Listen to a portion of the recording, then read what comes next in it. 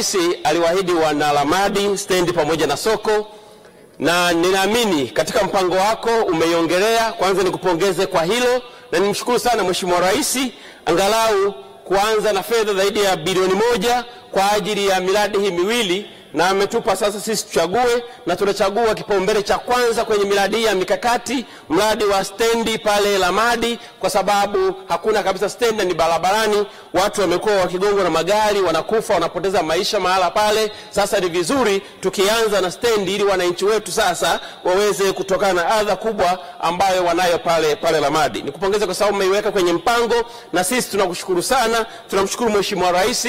Mtakapopata na fedha zingine basi tuangalie na hili soko ili tuweze kumaliza hii miradi ambayo ilikuwa ni ahadi ya Mheshimiwa Rais, na stendi ambayo sasa inaenda kuanza katika mwaka wa fedha 25-26 kwa kuanza na hii bilioni 1 ambayo nimeiona mmeweka kwenye mpango. Nikushukuru sana Mheshimiwa Zainabu kwa kuniletea memo ikionyesha kabisa kwamba sasa serikali na Wizara ya Fedha imetoa kibali kwa ajili ya stendi hii ya Lamadi. Wana Lamadi tunawapongeza sana, na wana Lamadi wanasema wanatamba na Mheshimiwa Rais na wanaye na wanaendelea kumshikilia.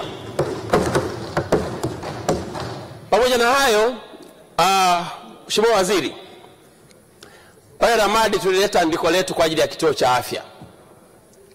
Ni imani yangu kwenye orodha ya vituo vya afya mtatuletea fedha kwa ajili ya ujenzi wa kituo cha afya pale Kabita. Kata ya Kabita ina zaidi ya wananchi 36.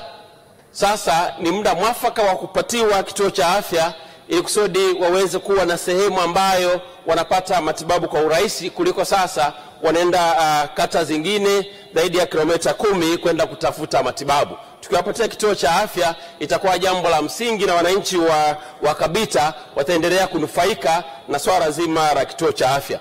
Lakini nimekuwa nikizungumza hapa zaidi ya mara 3 nikimtania rafiki yangu Ndugange wakati akiwa LMO Regional Medical Officer kule Simiyu. Chengero kama ujui, huyo alikuwa mganga mkuu wa mkoa wa Simiyu. Yeye mwenyewe kwa mwandiko wake alipandisha hadhi ya kituo cha afya pale Lukungu kata ya Lamadi, lakini akapandisha hadhi ya zahanati iliyokuwa pale Kiloleli na kuwa kituo cha afya. Lakini bahati mbaya sana amepandisha kwa majina tu, lakini miundombinu haifanani na vituo vya afya. Naendelea kukuomba tena kwa mara nyingine tuviangalie kwa mara ya pili, kwa sababu viliidhinishwa na naibu waziri mwenyewe, na kwa sababu yupo basi aandike tu pale ili sasa tuweze kupata wodi mbalimbali ambazo zinahusu kwenye vituo vyetu vya afya, ikiwemo wodi ya wazazi, ikiwemo wodi ya kina mama, wodi ya watoto, wodi ya wanaume na wodi zingine ambazo zinatakiwa kuwa kwenye vituo vya afya. Ni ombi langu sana hilo, na kaka yangu Nduganga hawezi kukwepa hapa kwa sababu ni moja ya watu ambao walipandisha hadhi eneo hili. Eneo lingine la pili kwa kata yetu ya Kabita, mmetuletea ceiling ya ujenzi wa shule mpya milioni 584. Na washukuru sana kwa ceiling hii kwa ajili ya bajeti 2025-26. Lakini Mheshimiwa Mchengero, ombi langu kwenye kata yetu hii ya Kabita, tuna shule ambayo imeanzishwa na wananchi, majengo ni machache. Sisi kama wanabusega, sisi kama wanakabita, tunaleta andiko kwako, fedha hizi milioni 584 ziende zikaboresha eneo hili, ili shule hii ya Venus Mabeyo ambayo imepewa jina la CDF mstaafu iweze kupata miundombinu ambayo sasa ni mingi, na iweze kuhudumia wananchi ambao wako kwenye maeneo haya ya kata yetu ya Kabita. Lakini eneo jingine ni eneo la dharura. Niwashukuru sana. Jana tumemkandarasi ambaye alikuwa anadai milioni 133, amenipigia simu mwenyewe, amelipa fedha zake, na mimi kwa mamlaka yangu ya kawaida tu nimemwambia siku 2 awe site, na tumekubaliana ndani ya siku 2 atakuwa site kwa ajili ya wananchi wetu wa kata ya Rutubiga kwa ajili ya ujenzi wa daraja.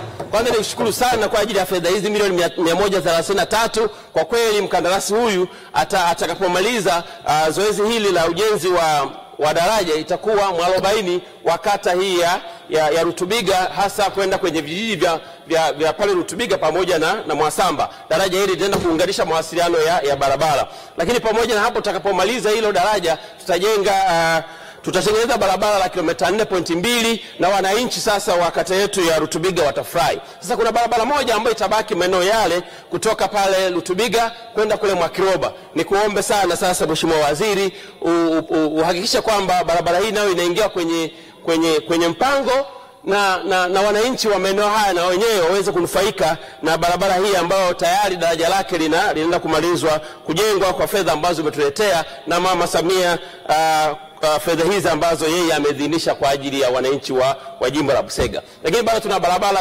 zingine za kimikakati, barabara ya kutoka pale Ngasamo kwenda kule Jisesa na yenyewe imeharibika sana kwa sababu ya mvua. Barabara hizi na zenyewe tunataka zitafutiwe fedha za dharura ili tuweze kuzitengeneza kwa sababu zimeharibiwa sana na mvua. Barabara nyingine ni kutoka pale Ngasamo kwenda kule Sanga, barabara hii na yenyewe imeharibika na yenyewe itafutiwe fedha za dharura ili wananchi wetu waweze kunufaika na barabara ambazo ni barabara za kimkakati. Baada ya kusema hayo, nikushukuru sana mwenyekiti. Mimi nirudie maneno ambayo niliyasema katika bajeti iliyopita. Mama Samia tunaye na tunatamba naye. Hata maneno ya Biblia yako wazi. Ukisoma Ufunuo wa Yohana 3 mstari wa 11 iko wazi kabisa, inasema shika sana ulicho nacho adui asije akatoa taji lako. Sisi tumshikilie sana Mama Samia tuendelee kumshikilia kwa sababu hata maandiko yameandika shika sana ulicho nacho. Sisi wana Busega tunamshikilia Mama Samia mpaka kieleweke, tunaye na tunatamba naye. Baada ya kusema hivyo, naunga mkono hoja.